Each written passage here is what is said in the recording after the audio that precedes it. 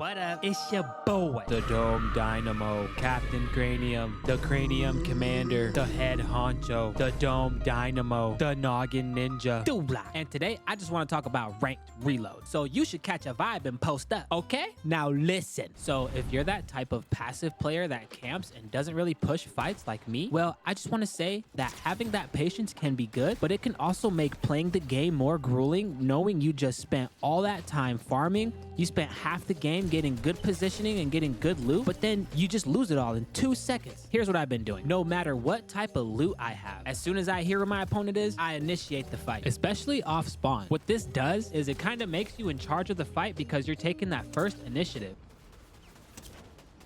Sitting there responding to a fight only leaves you open for error. But while taking the fight, you can actually make better decisions on the fly. Even though I know us fighting is going to draw attention, I just make sure I pay attention to my surroundings and to always be thinking ahead in case of a third party. Or I'll fully box up in at least 3 or 4 boxes. Usually what happens is my opponents go for a wall and they end up getting third party because everybody has good aim now. Everybody can build, everybody can piece control. So don't ever underestimate who's in front of you because although you might be winning or have the HP advantage, one good shot turns the fight around. Like if you have a blue pump or a blue mammoth, you can eliminate players faster than they can even do anything. You don't even have to have crazy mechs to line up a nice little double shot. You just got to remember to reload and don't pair your mammoth pistol with the ranger shotgun for obvious reasons. Like you only get 1 shot before you have to reload it. If you got to reload both, well then that's a lot of time for you to be reloading. Also, sometimes these fights are going to drag out longer than usual due to all the shocks. And if I don't close the fight quickly, I just try to capitalize on my opponent's mistakes rather than make a play because I know messing up in Fortnite is way too common and that's where you pay the price. So if I can drag out the fight long enough to get the HP advantage, that's what I'm gonna do. When playing ranked, you're gonna see a lot of different playstyles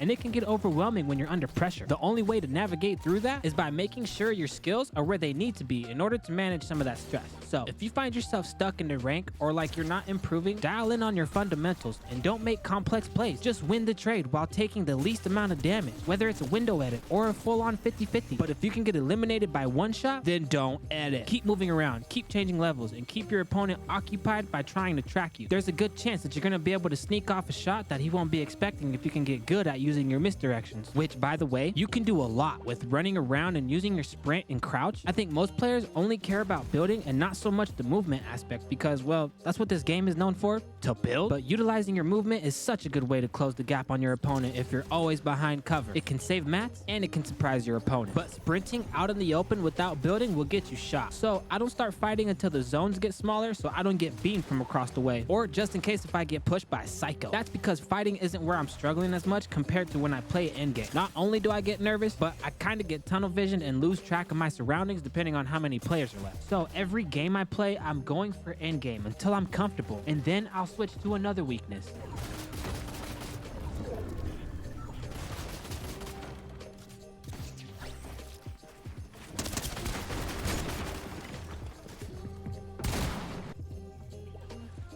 Overall though, I do feel like my game sense has improved tremendously. And if you don't believe me, just look at how well my placements have gotten. I went from my lowest placement of 9,551 all the way to 17. Now, granted, it isn't gold and not unreal, but I mean, come on. I never thought I could place where I did, and I'm proud of myself for that. And if you happen to want to see that tourney, that's good, because I'll be posting a video of me attempting competitive Fortnite next Saturday. Unless you want to see something else, just let me know in the comments. But until then, thank you for watching this video, and go check out my channel for other videos, or click on this video that YouTube is suggesting to you. And we will meet back